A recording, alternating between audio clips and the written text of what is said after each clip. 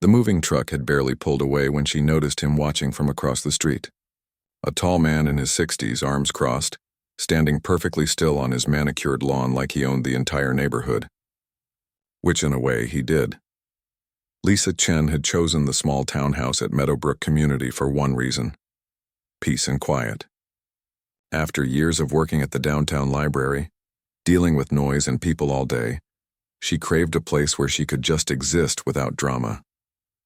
The little garden in front was what sold her.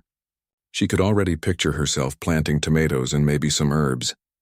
Nothing fancy, just something to care for after long days surrounded by books and demanding patrons.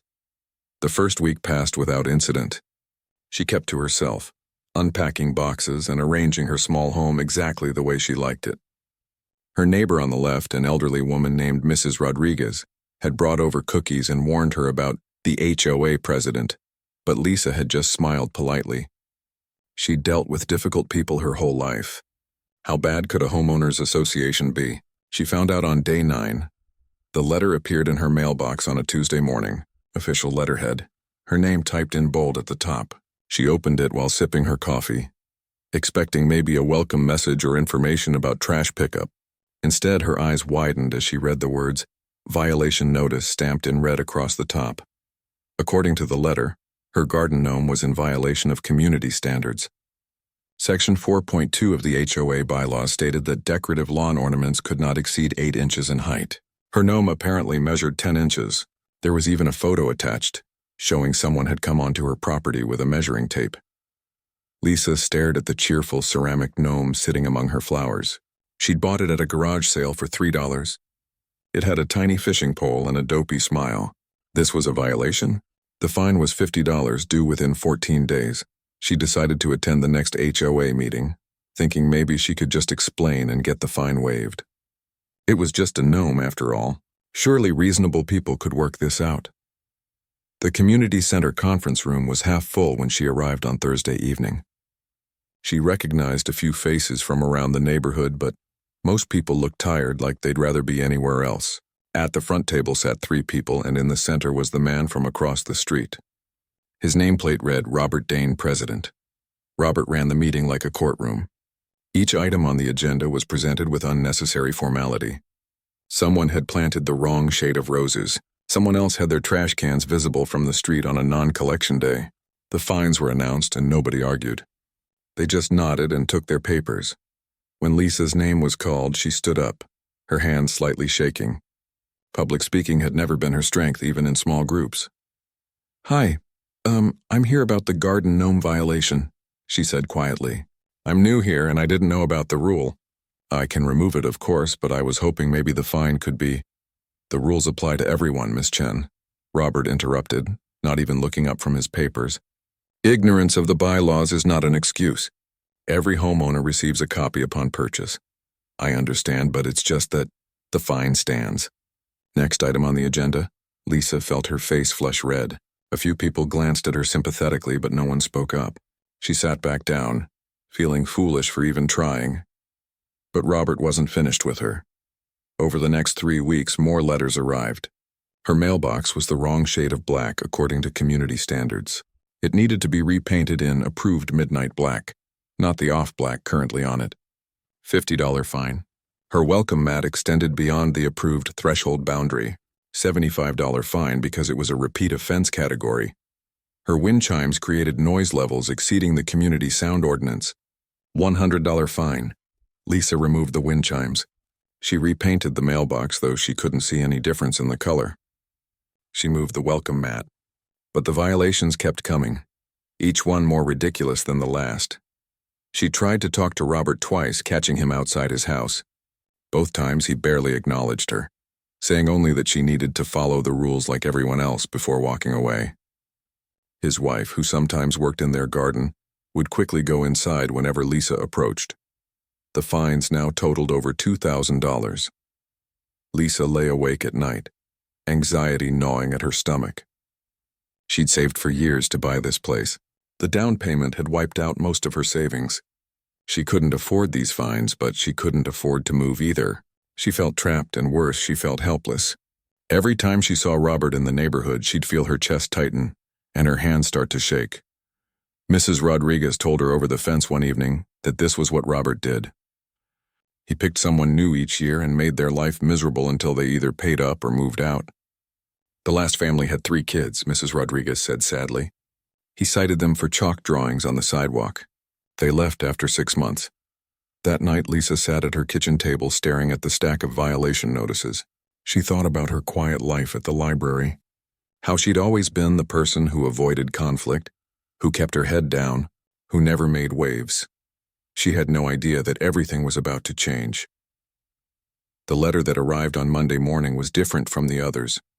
Thicker paper, more official looking. Lisa opened it with trembling fingers while her coffee went cold on the counter. Final notice, legal action pending. Her eyes scanned the page, each word hitting like a punch. Total fines, $2,400. Payment required within 7 days or the HOA would pursue legal action, including the possibility of a lien on her property. At the bottom, Robert's signature looked almost gleeful in its bold strokes.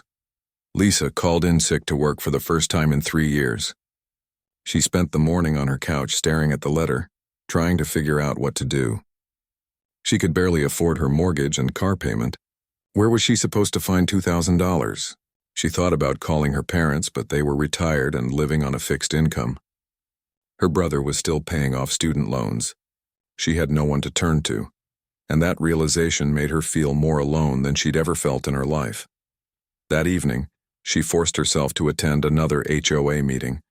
Maybe if she explained her financial situation, if she begged, Robert would agree to a payment plan. She hated the idea of begging, but what choice did she have? The meeting room was more crowded than usual. Apparently, several other homeowners were also dealing with violations. Lisa waded through 45 minutes of discussions about pool maintenance and landscaping schedules, her stomach churning the entire time. Finally, Robert called her name. Lisa stood up, and this time her legs felt weak beneath her.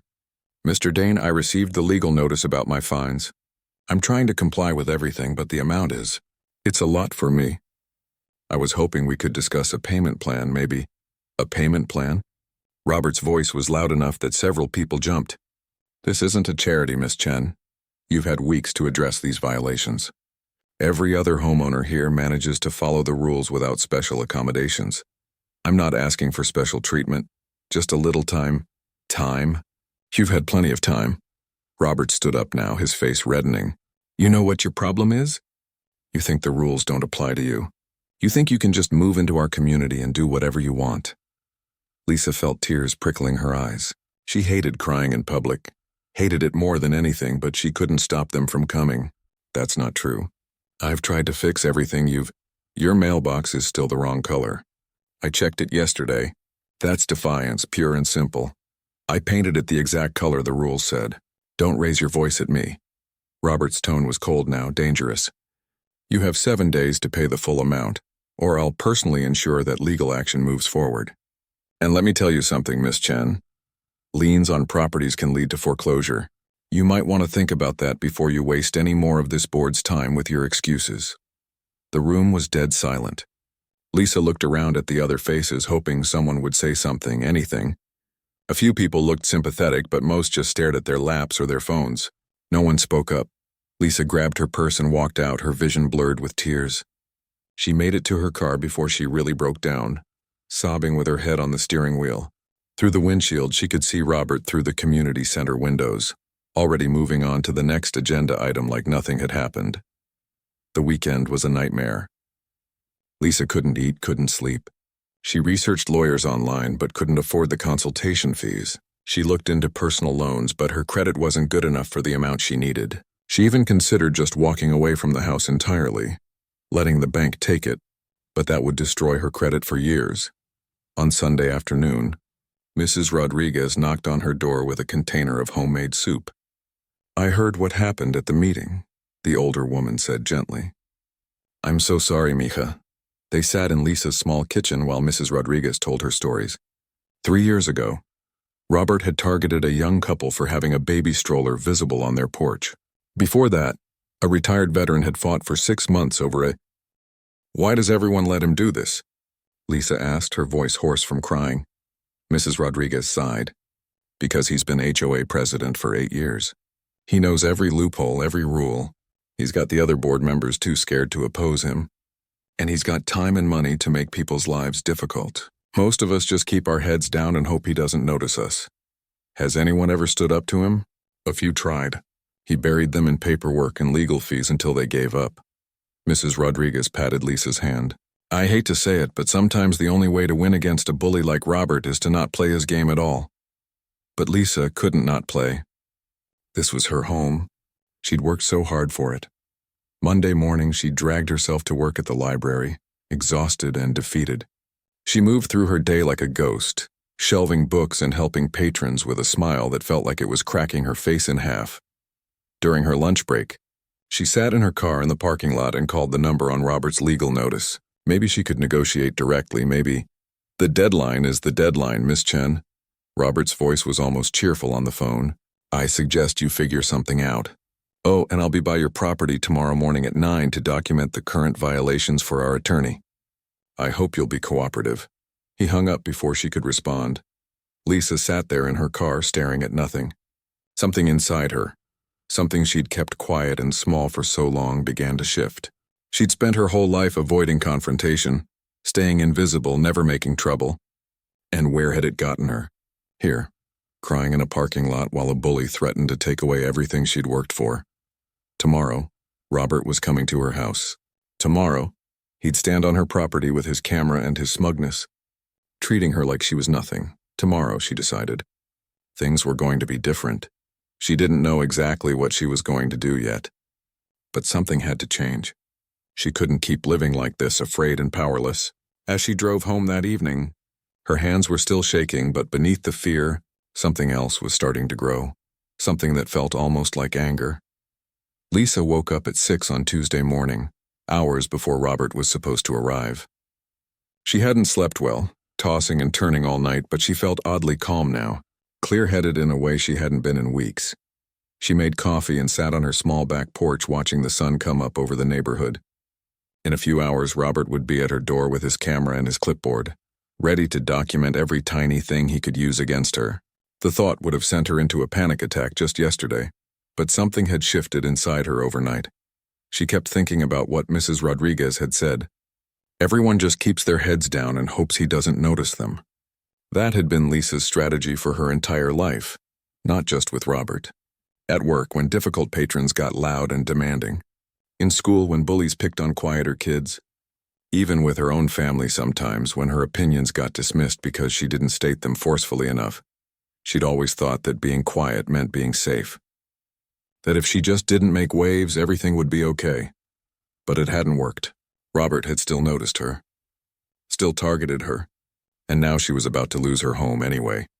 At 8:30, Lisa changed out of her pajamas. She put on jeans and a simple t-shirt. She pulled her hair back into a ponytail. And then she did something she hadn't done in months. She went into her spare bedroom, the one she'd been using mostly for storage, and pulled out a box from the back of her closet. Inside was her GI, the traditional uniform, white cotton worn soft from years of use. She ran her fingers over the fabric, remembering. She'd started taking classes when she was 12, after a boy at school had shoved her into a locker one too many times. Her mom had found a small dojo downtown, run by an elderly instructor who believed martial arts was about discipline and confidence, not violence. Lisa had loved it immediately. The precise movements, the focus, the way her mind went quiet when she practiced. She'd trained all through middle school and high school. Earned her black belt at 19. Even taught beginner classes at the dojo during college. But then she'd graduated, started working, moved for jobs. Life got busy. The dojo had closed when her instructor retired. She'd kept up the practice alone for a while, but eventually even that had faded. She hadn't thought about it in years, hadn't needed to. Lisa left the GI in the box and closed the closet. She wasn't planning to fight Robert. She wasn't planning anything, really. She just needed to remember that she wasn't helpless. That underneath the quiet librarian who avoided conflict, there was someone stronger than she'd been letting herself be. At exactly 9 o'clock, a car pulled up in front of her house. Robert stepped out, followed by 2 other people she recognized from the HOA board. They looked uncomfortable, like they didn't really want to be there but didn't know how to say no to him. Lisa opened her front door before they could knock. "Miss Chen," Robert said, his voice dripping with false politeness, "we're here to document the ongoing violations for our legal proceedings. This will just take a few minutes." "Actually, you're here to harass me," Lisa said calmly. "But go ahead." Robert's eyebrows shot up. He clearly hadn't expected that response. "I beg your pardon?" "You heard me. You're not here because of any real violations. You're here because you enjoy making people feel small." Lisa's voice was steady, no shaking this time. "But okay, take your pictures. Do what you need to do." Robert's face darkened, but he motioned to one of the board members who pulled out a camera. They walked around her front yard, photographing the mailbox, the welcome mat, the garden where the gnome had been. Robert kept glancing at Lisa, like he was waiting for her to get upset or start crying again. She just stood there, arms crossed, watching. "The mailbox is still non-compliant," Robert announced loudly, making notes on his clipboard. "And these flower beds extend 6 inches beyond the approved boundary line." "My flower beds are exactly where they were when I bought the house," Lisa replied. "Well, the previous owner was also in violation then. I'll need to photograph from multiple angles." Robert walked closer to her garden, then stepped directly into her flower bed, crushing her newly planted petunias under his expensive shoes. "Please don't walk on my flowers," Lisa said quietly. Robert ignored her, moving deeper into the garden to get a better angle for his photos. His feet destroyed weeks of careful planting. "Please get out of my garden," Lisa said again, louder this time. "I have a right to document violations on HOA property," Robert said without looking at her. "This is my property. Please leave the garden." Robert turned to face her then, and there was something nasty in his smile. "Or what, Miss Chen? You going to cry about it at another meeting?" He took another step, deliberately grinding his heel into her flowers. Lisa felt it then, the thing she'd been trying to describe to herself all morning. It wasn't rage exactly. It was more like a door opening. A part of herself she'd locked away coming back online. Her body remembered what her mind had tried to forget. Years of training, muscle memory built through thousands of repetitions. She walked down her porch steps slowly and deliberately. "I've asked you 3 times now to get out of my garden. And I've told you." Robert moved toward her, his finger jabbing in her direction as he advanced. He was trying to intimidate her, getting into her personal space the way he probably had dozens of times with other residents. But this time was different. Robert reached out, his hand moving toward her shoulder, maybe to push her, maybe just to emphasize his point. He never made contact. Lisa's body moved before she fully decided to act. It was automatic, like breathing. She stepped to the side, her hand catching his wrist in a basic grab that any beginner would recognize. She twisted, applied pressure to the joint in exactly the right spot, and suddenly Robert was off balance. He stumbled backward, his arms windmilling as he tried to catch himself. He fell off her porch step, landing hard in the remains of her flower bed. Dirt sprayed up around him. For a moment he just sat there among the crushed petunias, his mouth hanging open in shock. The 2 board members stared with wide eyes. One of them had their phone out, and Lisa realized with a strange sense of clarity that they'd been recording the whole thing. Lisa stood on her porch, breathing calmly, her hands relaxed at her sides. She hadn't hurt Robert. The technique was designed to redirect, not damage. He was shocked more than anything else. "I asked you to leave my property," Lisa said quietly. 3 times. Robert scrambled to his feet, his face purple with rage and embarrassment. You assaulted me." "That's assault. I'll have you arrested. You trespassed, destroyed my property, and tried to put your hands on me," Lisa replied, her voice still calm. "After I asked you repeatedly to leave, I have witnesses," Robert sputtered, gesturing to the board members. The one with the phone lowered it slowly. "Actually, Robert," she said nervously, "I got the whole thing on video. She did ask you 3 times to get out of her garden, and you did step toward her pretty aggressively." Robert stared at the woman like she'd betrayed him. "Whose side are you on, Patricia?" Patricia didn't answer. She just looked at Lisa with something that might have been respect. Robert brushed dirt off his pants, trying to regain his composure. But something had changed and everyone could feel it. "This isn't over," Robert said, but his voice had lost its edge. Not by a long shot. He stormed back to his car, the other board members following. As they drove away, Lisa noticed curtains moving in windows up and down the street. People had been watching. Mrs. Rodriguez appeared at her fence, her eyes sparkling. "Mija," she said with a huge grin, "I think you just did something very important." Lisa sat down on her porch steps, her legs suddenly shaky now that the adrenaline was fading. She looked at her hands, surprised they weren't trembling. For the first time in months, she felt like she could breathe. The video went viral in the neighborhood by lunchtime. Lisa was inside making a sandwich when her phone started buzzing with messages from numbers she didn't recognize.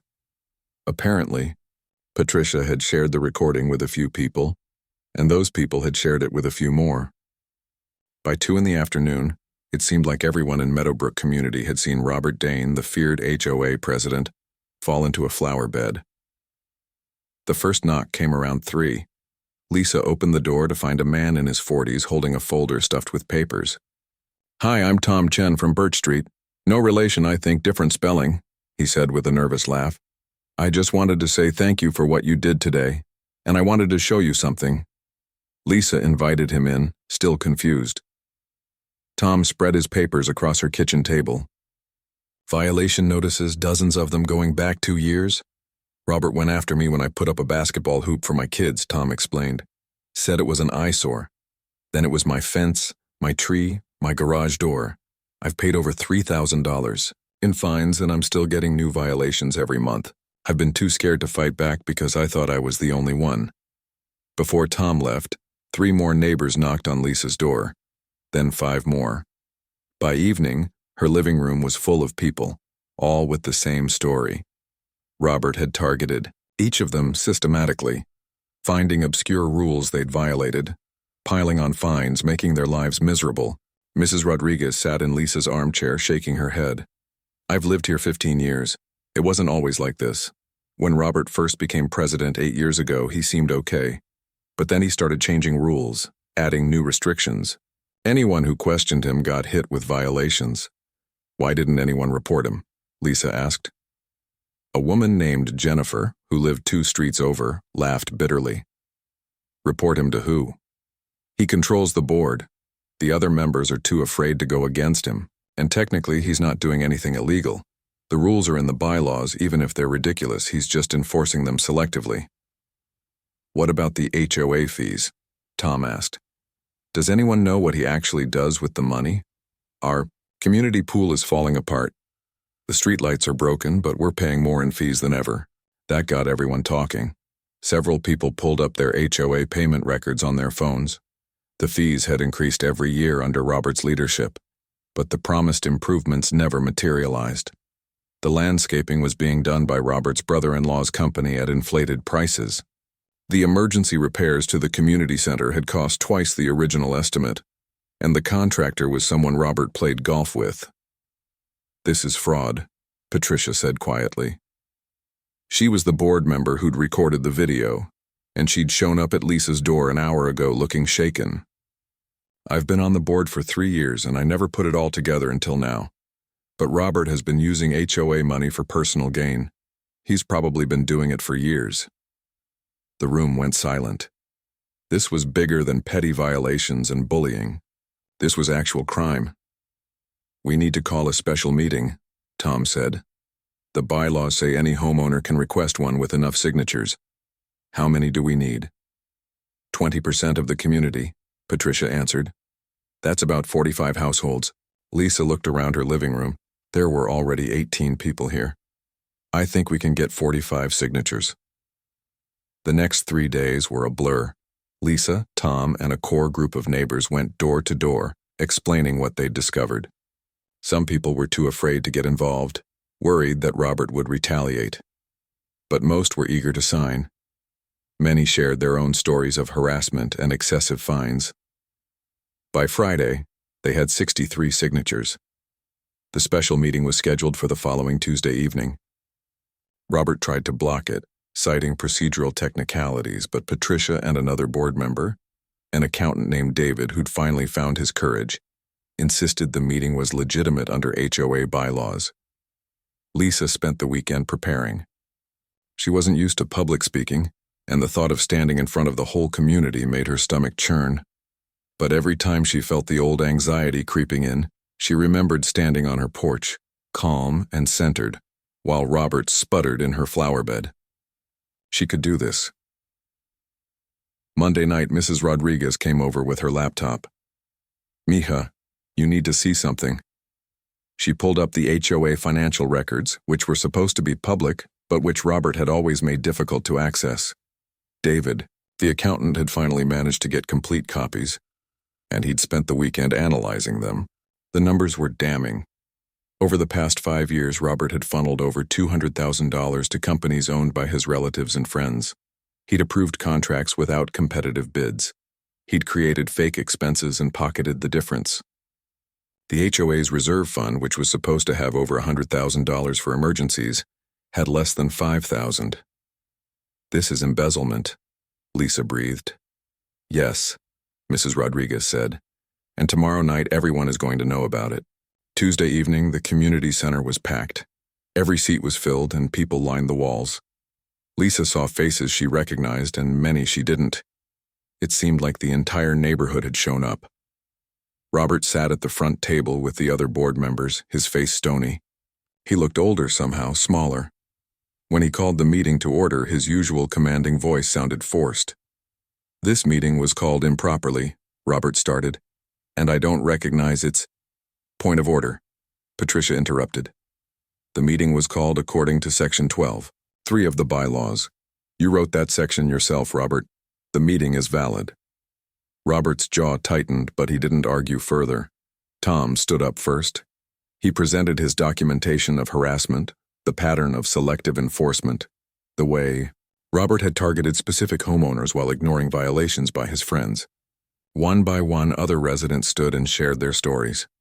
The room grew quieter with each testimony, the weight of Robert's abuse becoming undeniable. Then David, the accountant, stood up with a projector. He put the financial records on the screen for everyone to see. Line by line, he walked through the evidence of fraud, the inflated contracts, the missing money, the conflict of interest deals. When he finished, the room erupted in angry voices. People were shouting questions, demanding answers. Robert sat frozen at the front table, his face pale. Finally, Lisa stood up. The room gradually quieted. "I moved here 3 months ago," she said, her voice steady despite her racing heart. "I just wanted a quiet place to live. Robert made that impossible. He made all of our lives impossible, and he did it because he thought we were too scared to stand up to him." She paused, looking directly at Robert. "But we're not scared anymore." The room burst into applause. Lisa sat down, her legs shaking but her head clear. Patricia stood and motioned for quiet. "I move that we vote to immediately remove Robert Dane as HOA president and from the board, and that we turn over all financial records to an attorney for investigation." "Second," called at least a dozen voices. The vote was unanimous. Every hand in the room went up except Robert's. Robert stood slowly, his face twisted with anger and humiliation. "You people have no idea what you're doing. This community will fall apart without proper leadership. You'll all regret this." "The only thing we regret," Tom called out, "is not doing this sooner." Robert grabbed his briefcase and walked out, his footsteps echoing in the silent room. No one followed him. No one said goodbye. After he left, the room erupted again, but this time with relief and celebration. People were hugging, laughing, crying. Patricia immediately called for nominations for an interim president, and to Lisa's surprise, several people nominated her. "Oh no," Lisa said quickly. "I'm not qualified. I've only been here 3 months." "That's exactly why you should do it," Mrs. Rodriguez said. "You don't have any history with Robert's corruption, and you're the one who showed us we could fight back." Lisa looked around at all the hopeful faces. These were her neighbors, her community. They'd all been hurt by Robert, and now they were trying to build something better. "Okay," she said finally, "but only temporarily until we can hold proper elections." The vote was nearly unanimous again. As the meeting broke up and people filed out, still buzzing with excitement, Patricia pulled Lisa aside. "There's something you should know," she said quietly. I teach at the community center downtown, self-defense classes, and I could have sworn I saw you there a few years ago wearing a black belt. Lisa smiled slightly. That was a different community center, but yes, I used to teach beginners. Why didn't you ever mention it? Lisa shrugged. I never thought it mattered. I haven't practiced in years. I'm just a librarian. Patricia laughed. You're not just anything, Lisa. You're the person who took down a bully without throw. As Lisa drove home that night, she thought about how much had changed in just 1 week. She'd gone from the scared new neighbor to someone the community looked to for leadership. She still wasn't sure she was the right person for the job, but for the first time in her life, she was willing to try. 3 months later, Lisa stood in her front garden planting new roses. The petunias Robert had crushed were long gone, replaced by a mix of flowers that actually violated at least 3 of the old HOA rules. Nobody cared anymore. The neighborhood looked different now. Kids' chalk drawings covered the sidewalks. Basketball hoops stood proudly in driveways. Garden gnomes of all sizes dotted the lawns, and Lisa swore there were at least a dozen that were taller than 8 inches. It had become a sort of quiet rebellion, a way for everyone to reclaim their space. Mrs. Rodriguez walked over with 2 glasses of lemonade, a daily ritual they'd developed. How's the interim president doing today? She asked with a smile. Tired, Lisa admitted, wiping dirt from her hands. I had 3 calls this morning about the pool renovation. Everyone has opinions about what color the tiles should be. That's because they actually get a say now, Mrs. Rodriguez pointed out. That's a good problem to have, she was right. The community was more involved than it had been in years. People actually attended meetings now, not out of fear but because they wanted to be part of the decisions. It was messy and sometimes frustrating, but it was real. The legal investigation into Robert's finances had moved quickly once they'd turned over all the documentation. It turned out he'd embezzled nearly $250,000 over 8 years. The district attorney had filed charges within a month. Robert's trial was scheduled for next spring. Lisa had been asked to testify, which she'd agreed to do. But she'd also made it clear that she didn't want revenge. She just wanted the community to get its money back and to make sure Robert couldn't do this to anyone else. The most surprising development had come 2 weeks after Robert's removal. His wife Helen had shown up at Lisa's door one evening, her eyes red from crying. I didn't know, Helen had said quietly, about the money, about how he was treating people. I knew he could be difficult, but I had no idea it was this bad. I'm so sorry. Lisa had invited her in, made tea, and listened while Helen talked about her marriage, about how Robert had become someone she didn't recognize over the years, how the power had changed him, how she'd felt trapped too in her own way. Helen had filed for divorce the following week. She'd also voluntarily helped the investigators access Robert's personal financial records, which had sped up the case considerably. You didn't have to do that, Lisa had told her during one of their now regular coffee meetings. Yes, I did, Helen had replied. He hurt people. He stole from them. The fact that I was married to him doesn't mean I should protect him. Now, as Lisa sipped her lemonade in the warm afternoon sun, she saw Helen walking down the street with Patricia. They'd become friends, both of them part of the group working to rebuild the community. Helen had even volunteered to help manage the HOA's finances during the transition, using her background in accounting to help untangle the mess Robert had left behind. Tom came jogging by with his kids on their bikes. Hey Lisa, don't forget about Saturday. I'll be there, she called back. Saturday was the grand reopening of the community center. They'd used some of the reserve funds, properly approved this time, to fix the roof and repaint the interior. And they'd added something new, a dedicated room for classes and activities. Lisa had agreed to teach a self-defense workshop there once a week. When Patricia had first suggested it, Lisa had hesitated. She hadn't taught in years, and she wasn't sure anyone would be interested. But when she'd mentioned it at a community meeting, over 30 people had signed up immediately. Most were women who'd felt powerless during Robert's reign and wanted to feel stronger.